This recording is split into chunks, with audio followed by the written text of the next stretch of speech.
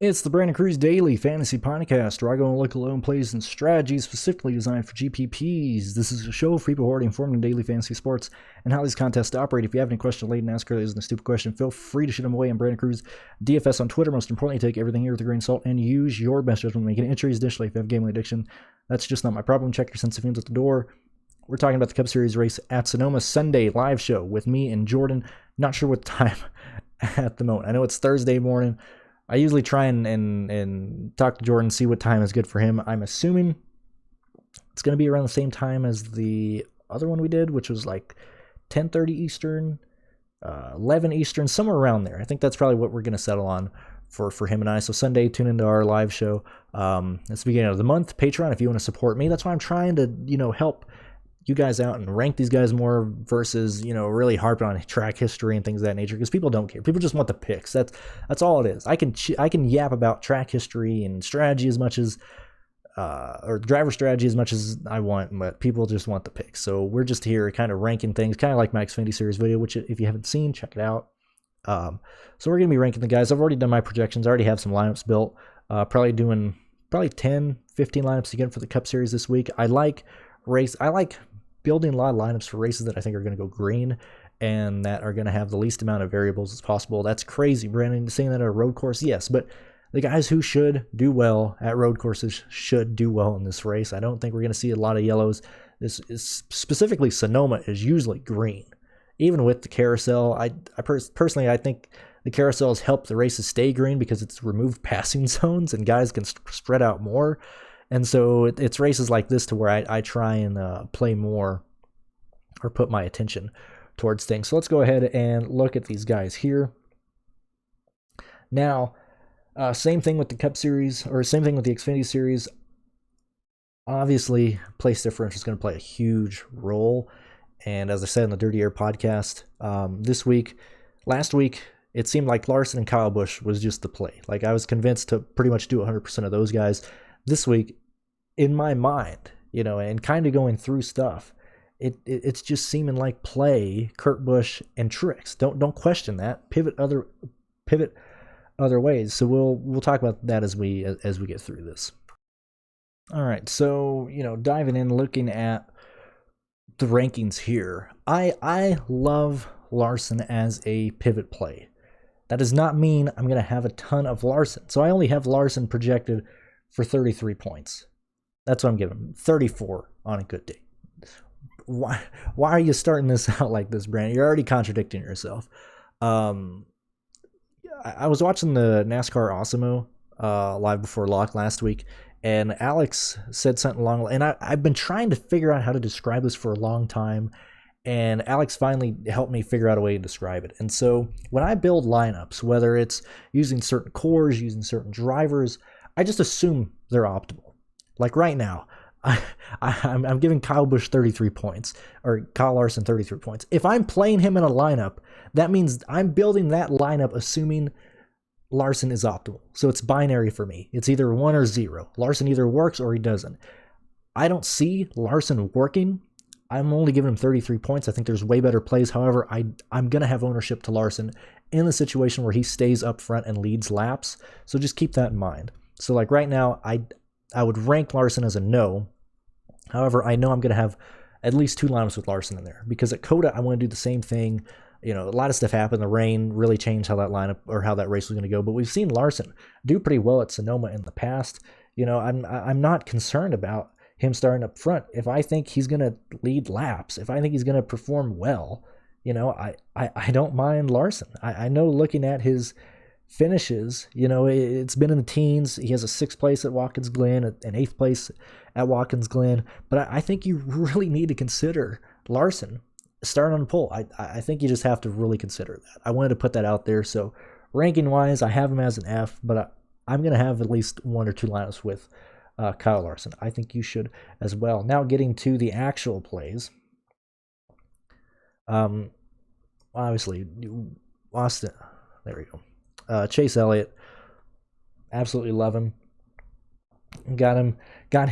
I have him and Truex projected for the highest amount of points. Chase Elliott to lead the most amount of laps. Chase Elliott to win the race.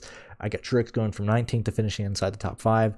those are the highest scoring guys for me. Now, when you look at fast laps and laps led and people who have gotten those throughout the course of the races, you got to throw Byron in there. You got to throw Hamlin. You got to throw Kyle Busch, even Harvick, Keselowski, Ryan Blaney, Joey Logano. There might be small numbers here, tiny amounts of fast laps and laps led during the previous road courses, but I think you need to consider these guys as well.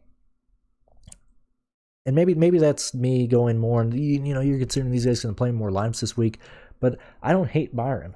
I like Hamlin for just under 5x. I think Kyle Busch hits 5x pretty easily. I think we see him run extremely well in this race. He's always typically ran well at Sonoma, but I like Kyle Busch to get fast laps, even if he's not leading. Lost him for a second.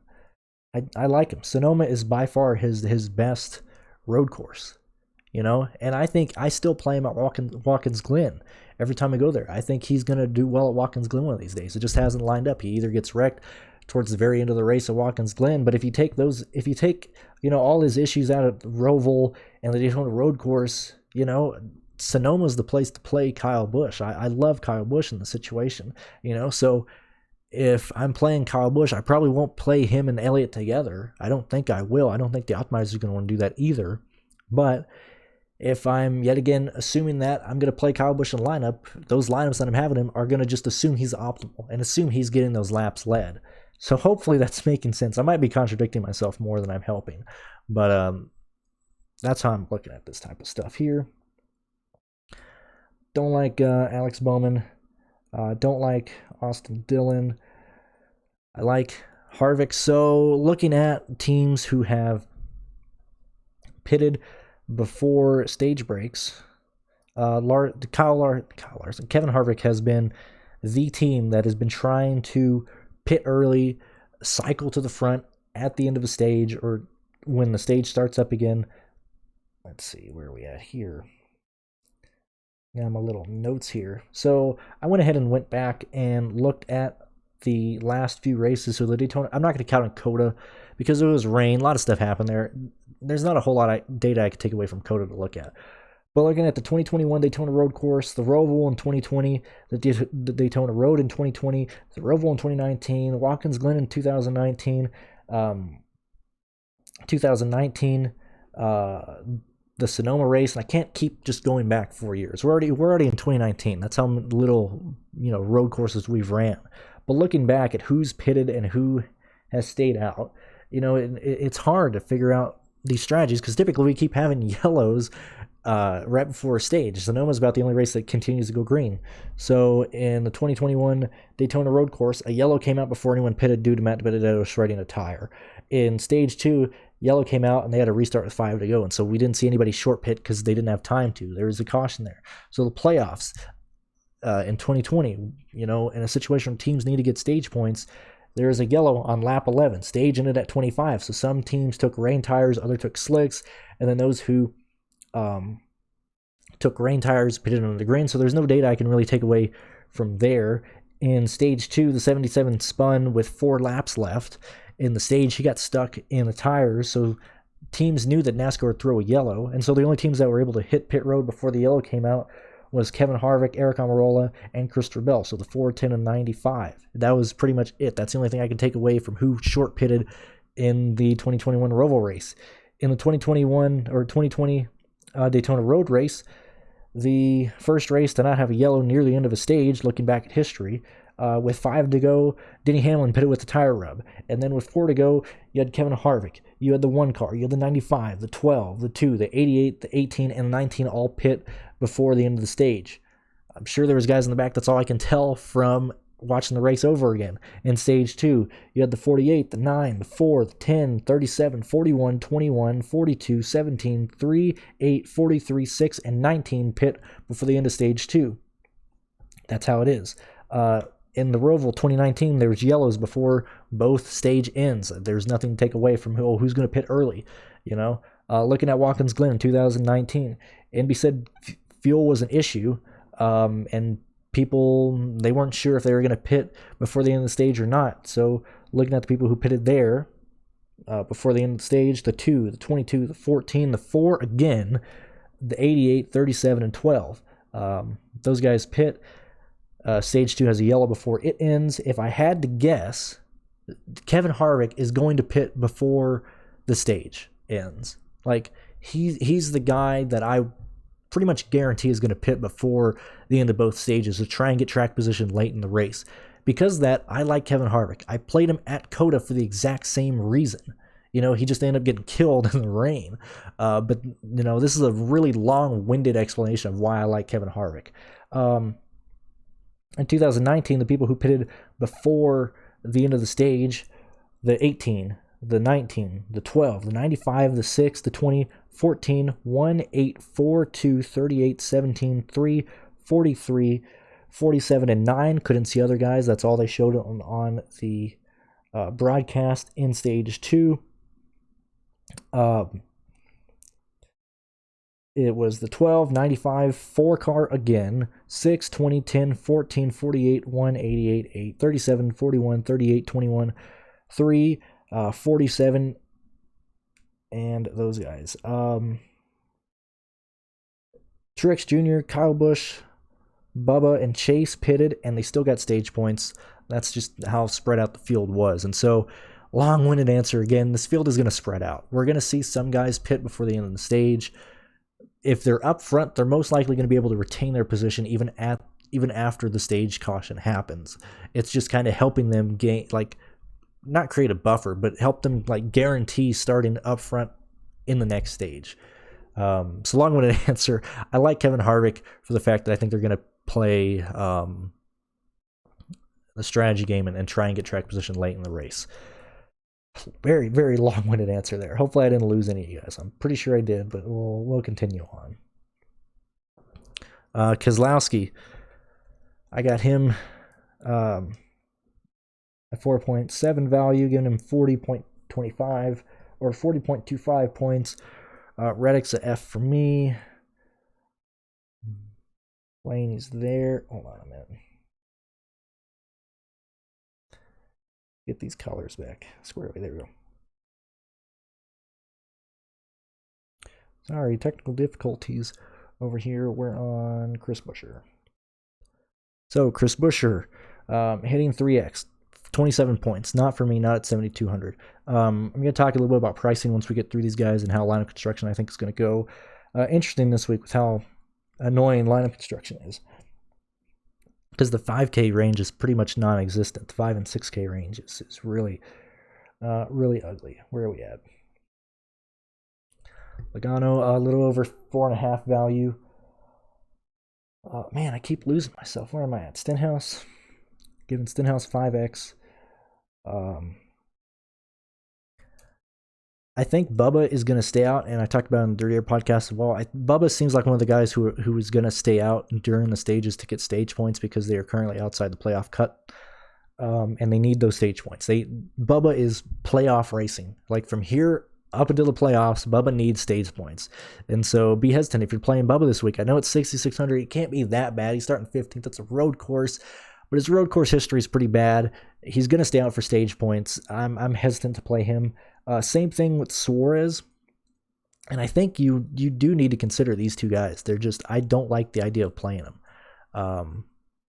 Wallace and Suarez there. Let's see. Matt Benedetto. Going to be a no for me, driver. Jones is going to be a no for me. Obviously, like I said, I think Truex and Kurt Busch should be considered to be in a lot of lineups for good reason. I like Christopher Bell as well. McDowell is interesting again, because if you look at his history, he typically does better at road courses. But I'm giving McDowell 33 points. Anything higher, it's probably going to want to use him in a lot of lineups. I'll keep him in there. I'll rank him as a B, as I think he's probably going to finish better and have more points than 33, but that's what I'm giving him right now. Corey Lejoy, I'd normally like him if he wasn't starting 30 or 22nd at 6K. That's a bit extreme for me. Whereas I love Cole Custer here. Let's see. Where else are we at? So Custer and Newman. I think Newman, 6,300, starting 39th. I think you got to really consider him in a lot of lineups as well. I'm not high on Briscoe. Eric Almirola, giving him 5.3 value with 42.25 points. I like Priest a ton as well. Even Alfredo can hit value. Ross Chastain, just due to the people that I'm going to, I probably won't use him. Kurt Busch, hitting value. If you look at his finishing positions at the road courses, one of the best average finishers at road courses. But if he hits, 5.7 value, 5.8, I think that's as high as he's going to get with just where he's going to finish. I can't give him much. I'm giving him 52 points right now. Because of where we're at and where that 5K range is. And we talk about this each and every week. And I'll reiterate what I normally say is that I don't think this guy's going to be optimal. I don't think these back markers are going to be optimal, but I think you need to consider them in certain lineups. If you're paying, for Cody Ware, right now I'm giving Cody Ware 14 points. I'm giving Daniel Suarez 21 points. Who's near him? Who's a low 6K range here?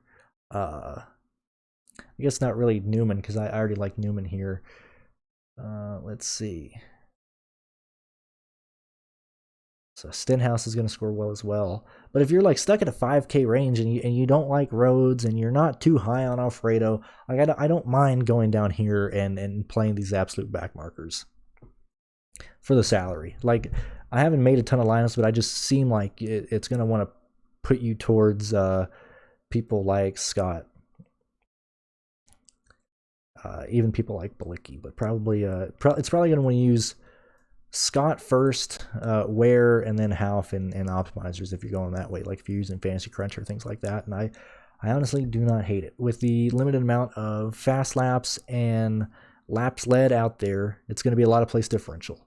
And so if you're paying up for that place differential, which is going to be Truex, and you're going to be paying up for Kurt Busch, and you're most likely going to be also paying up for people like Christopher Bell, and then kind of going to people like, Ryan Preece or Ryan Newman, I still think you're going to end up in wanting to use, the 5K and the 4K range. So I don't mind that. And then especially if you're using Elliott, Truex, Kurt Busch together, then you're going to be heading down into that 5K range. So let's see. Looking at early lineups, who is it liking here? It's liking Chase Elliott. It's liking Kyle Busch. Stenhouse. Stenhouse seems like the 6K play right now. It's going to probably be between Stenhouse and Newman for the most amount of ownership. Well, probably Priest, Newman, and Stenhouse in the 6K range is probably going to have the most amount of ownership, which, once again, maybe that's why you want to play Bubba Wallace.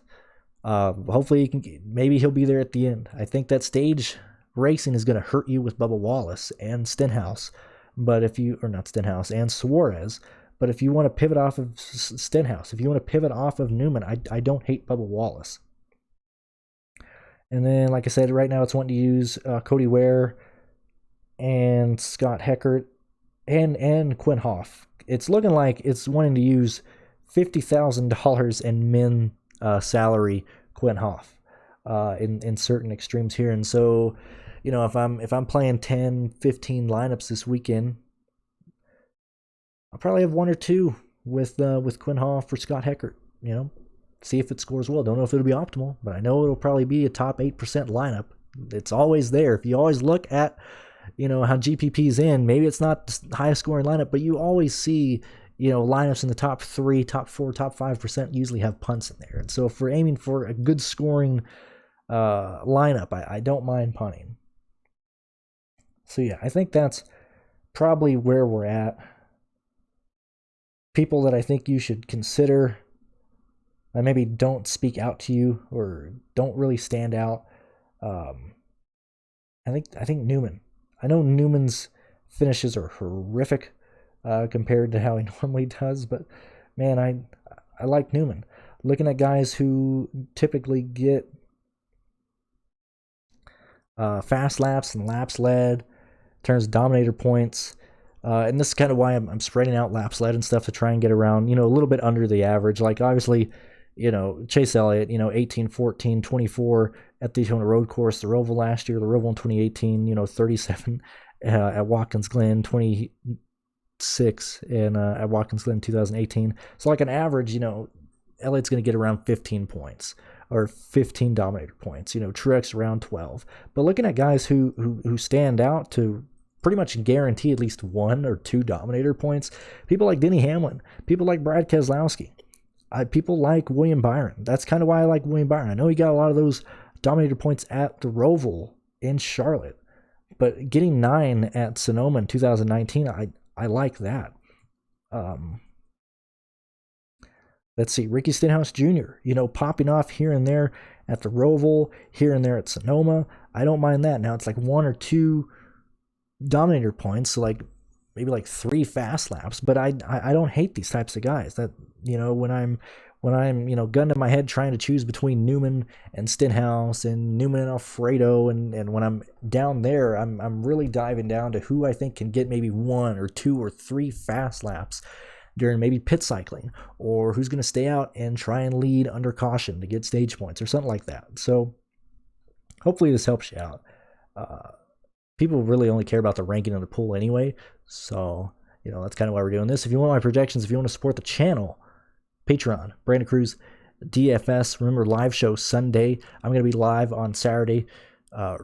Live show on Sunday with Jordan. I'll be live Saturday talking about the Xfinity Series race, and best of luck, guys. Enjoy your week. Enjoy getting all this stuff done early. Get your lineups done early on Friday. Get them done early so you don't have to worry about it on the weekend. And thank you for supporting me, guys. Thank you for watching this. We will see you next time. Thank you.